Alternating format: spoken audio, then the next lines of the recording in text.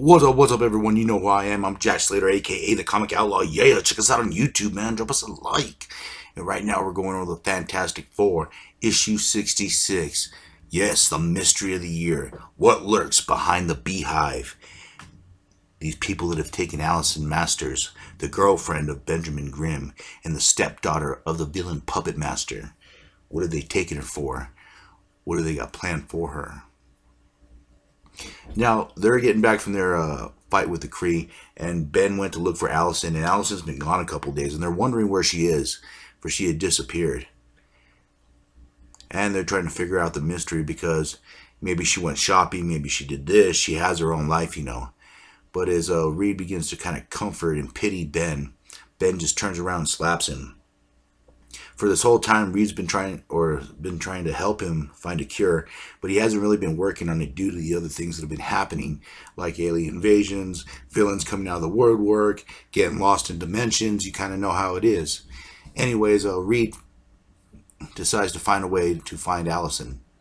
Meanwhile, at the most hidden place on Earth, so I'm told, the Beehive stands. And this is the Beehive, a big medical laboratory where the Allison is brought. And these scientists kind of go on to say that they're geneticists. You know, it's kind of the cream of the crop. And Allison kind of remembers a few of them. They were supposed to be dead, but they're not dead. They faked their deaths in order to start their work, to perfect their work. But they need Allison. They need her services as a sculptor. They take her to a block of granite, and they want her to carve the doctor's face, and she feels him. And they also give her a knife that cuts the granite like butter. And they want her to sculpt his head the way she sees it. And basically she does that through feel, you know. And she's done with the sculpture, and they find that it's a perfect bust. So they know that she's the one. She has the skills. And Ben Grimm's kind of feeling sorry for himself, you know, lonely, you know, without a gal. Police guy tries to talk to him a little bit, you know, and everyone begins to harass him, bug him.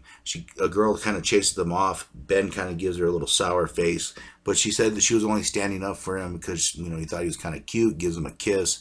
And this kind of gives Ben a little ego boost, you know, kind of wondering what's going on and trying to live with his life, his thing. So he goes off, you know, back to the Baxter building and just kind of have a moment for himself. Meanwhile, Johnny is visiting Crystal, and Crystal's angry at him for ditching her, you know, to go fight the Kree instead of taking her. She is an Inhuman. She does have powers.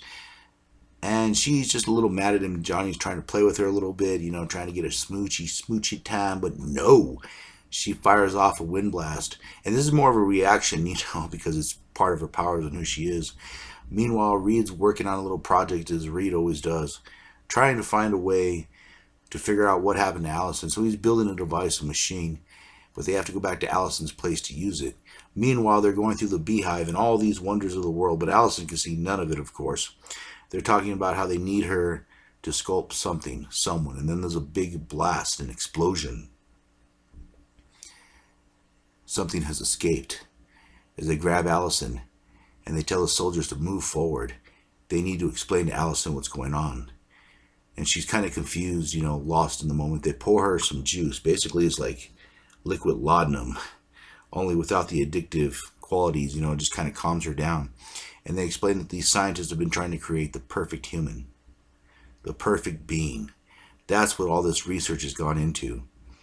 But the being had escaped early, before they could fully control it, before it was fully formed.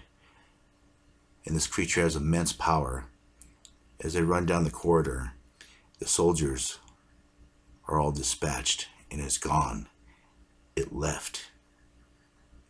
Now the problem with this creature is it's so powerful. Its energy blinds people to it, so they can't see what it looks like. As it escapes, he fires a laser beam, he gets knocked back, and that's why they need Allison, for she is blind and she'll see him in a different way. She'll get his impression, and from that she'll be able to sculpt him so they know what he looks like. It's an odd plan.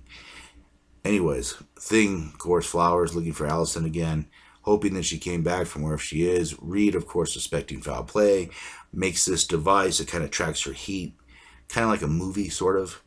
And so he's using this device, searching for clues, and they end up bringing up a projector so they can, like I said, like it plays back scenes or shots like a movie. And this is pretty ingenious for the 60s. I must give it to Reed. He knows how to invent cool little gizmos. But anyways, the show is going to begin. And this is where they kind of find out what happened to Allison. She's sitting there. Someone's talking to her. They reach out her hand. And like in the previous issue, she disappears into the wall. And this kind of gives Reed what he needs in order to find her. All he needed was that vital clue. And Reed begins to devise a way to reach her.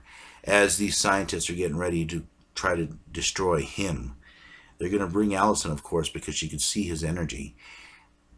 And he's wearing a helmet, too, that's going to sort of blind him to him. I don't know. It's very odd, these scientists. But anyways, they're taking Allison out there. They're looking for him. And there's a big heat thing. It's a warning of his mass energy, saying not to come, not to disturb him, to stay away from him. But who is him? As Reed, Thing, Johnny begin to wonder what's going on. An energy rips through, and Allison and the scientist are consumed as Reed tries to find a way into that teleportation device. Will they find a way? Who is him? We'll find out the next time, won't we? And I'll catch you on the flip side. Yeah.